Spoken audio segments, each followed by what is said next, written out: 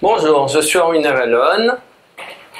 Je voulais parler de la définition de Merkaba. Merkaba, terme qui nous vient de l'Antique Égypte, et donc avec sa continuation à la fois en Israël, où cela signifie chariot de feu, en langue arabe, c'est le vaisseau. Si vous voulez, quand vous allez à la pyramide de Khéops, derrière la pyramide de Khéops, a été découvert un navire qui servait à transporter la statue d'Amon du Caire à Luxor chaque année. C'est un peu l'origine des pèlerinages. En ancienne Égypte, c'était la statue de Amon qui voyageait.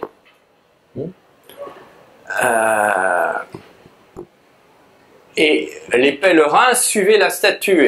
Et qu'est-ce qu'on a dans le christianisme? Les gens qui suivent la statue de Marie, qui était en fait la statue d'Isis aussi à une époque lointaine. Tout est reprise des anciennes traditions qui sont un peu remixées à la sauce nouvelle, comme les musiques anciennes qui deviennent modernes sans qu'on sache qu'elles sont souvent très anciennes. Donc Moïse revient d'Égypte, il se retrouve à Pétra. Il finit sa vie là-bas apparemment. Donc Pétra est une source extraordinaire des mémoires de cette transition entre l'Égypte ancienne et puis la nouvelle tradition qui est la continuation de l'ancienne et qui va prendre pied dans la Palestine de l'époque.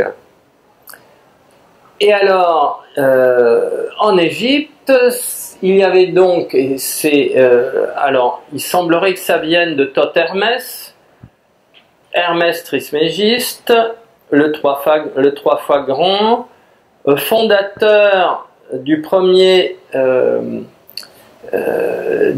grand empire égyptien, qui en fait a été symbolisé par le dieu à la tête d'ibis et qui était aussi le chef des scribes. Donc on peut dire que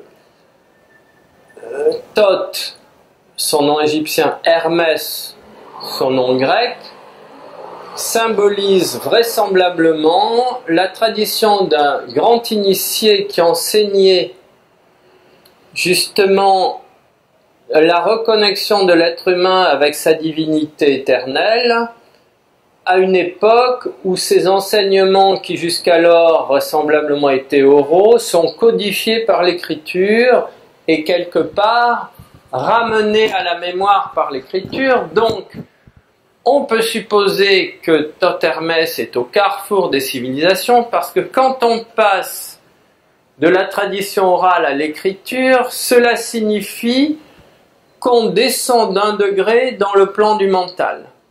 Si vous voulez, tant que la conscience est ouverte à l'univers tout entier, on n'a pas besoin d'écrire parce qu'on se souvient de tout. Mais plus on s'ancre dans le mental, plus on oublie.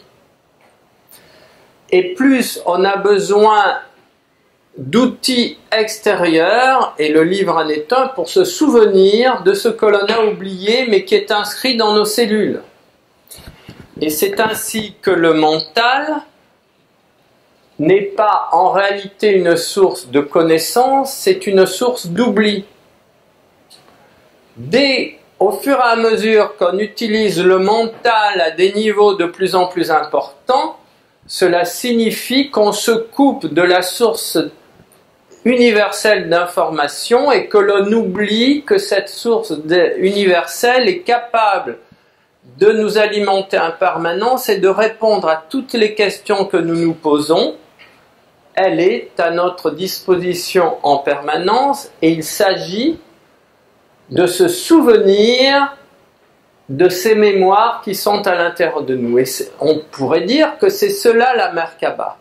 Ce sont les techniques destinées à faire en sorte que nous n'oublions pas les mémoires universelles dans lesquelles nous baignons à une certaine époque, qui est sans doute celle d'Hermès Trismégiste, et à notre époque, que nous nous souvenions de tout ce qui est à l'intérieur de nous. Et donc, Merkaba, sans H à la fin, ce sont les techniques initiatiques destinées à nous aider à nous souvenir de ce que les orientaux appellent la chronique akashique, c'est-à-dire la mémoire de l'univers qui est déposée partout dans l'univers, mais qui se trouve à l'intérieur du noyau de nos cellules. Ce qui veut dire que Merkaba, c'est l'outil pour nous permettre de récupérer l'information déposée dans le noyau des 15 à 17 milliards de cellules qui constituent notre corps physique. Et donc, vous comprenez que c'est tout un chemin pour aller de où vous habitez au sommet de l'Himalaya, mais c'est tout un chemin aussi pour aller d'où vous trouvez vers le cœur du noyau de toutes les cellules qui sont à l'intérieur de vous. C'est aussi un grand et long chemin, malgré le fait qu'apparemment c'est beaucoup plus près. Mais il n'est pas du tout sûr que bien que ce soit beaucoup plus près, géographiquement, ce soit beaucoup plus rapide d'y arriver. Parce que vous pouvez arriver au sommet de l'Himalaya en gravissant les pentes de la 3e dimension, mais vous ne pouvez atteindre le noyau de vos cellules qu'en voyageant interdimensionnellement dans toutes les dimensions ou tous les espaces-temps de la création, parce que c'est cette capacité à voyager dans les différents espaces-temps qui va conditionner le niveau de rappel ou de remémorisation de ces informations qui sont à notre disposition. Ça va dépendre de notre capacité à voyager multidimensionnellement. Et c'est cela qu'enseignent les méditations Merkaba. Et le résultat de ces enseignements, c'est la reformation ou la reformatation ou la réactivation autour de nous de nos champs d'énergie ou corps de lumière ou corps de gloire, qui sont des noms synonymes de Merkaba. Mais il n'y a pas une Merkaba. Il y a un nombre de Merkaba équivalent au nombre d'espaces-temps existants dans notre création. Donc notre Merkaba, champ d'énergie spirituelle qui dans la Bible est appelé chariot de feu, grâce auquel un certain nombre de prophètes de l'Ancien Testament vont ascensionner dans la lumière et disparaître du monde visible, pas parce qu'ils ont disparu, mais parce que l'intensification de l'énergie de leur corps physique, activée par l'expansion de leur corps de lumière, fait qu'ils deviennent invisibles aux yeux des humains, mais ils sont toujours là.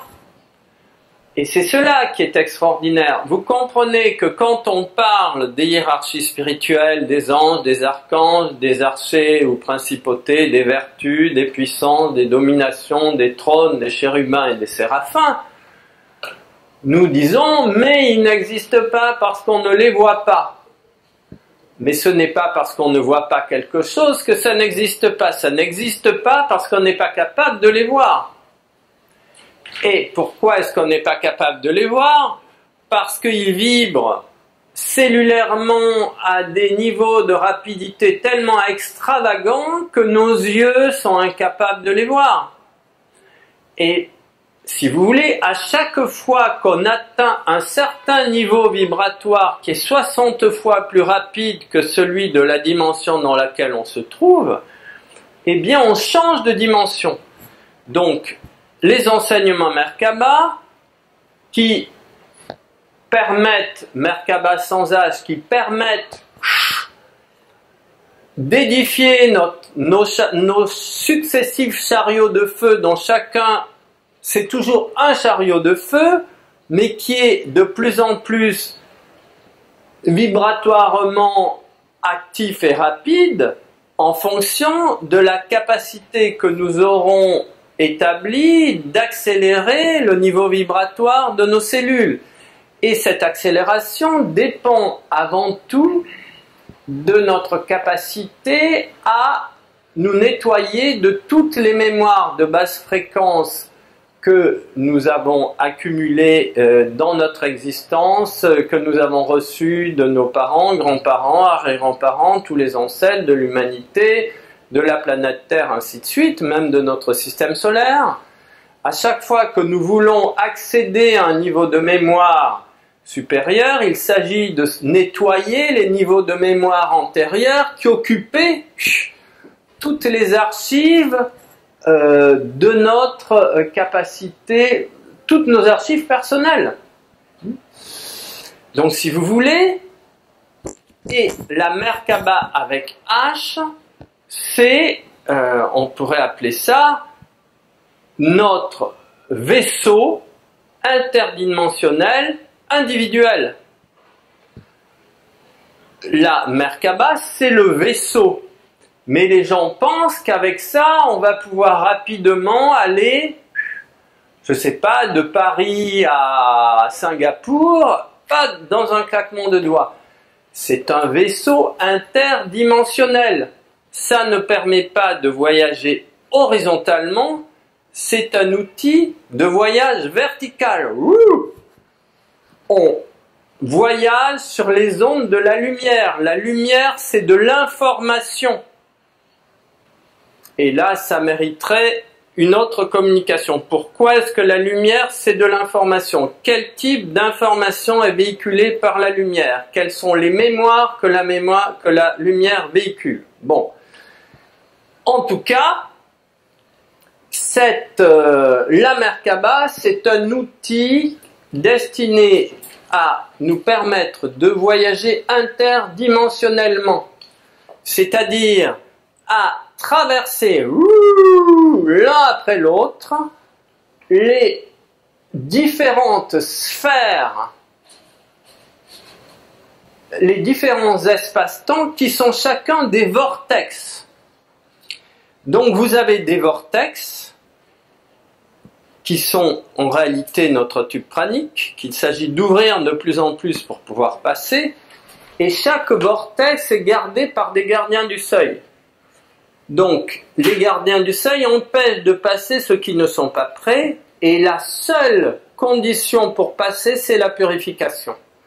Parce que si vous ne vous êtes pas suffisamment nettoyé de certaines mémoires, vous allez polluer la dimension dans laquelle vous souhaiteriez entrer, et non seulement vous allez la polluer, mais vous allez vous détruire, parce que ce qui est, on va dire, l'autre pièce, l'autre face de la monnaie, vous allez vous détruire parce que vous n'êtes pas arrivé au niveau de nettoyage suffisant pour supporter la vibration de l'espace-temps directement supérieur.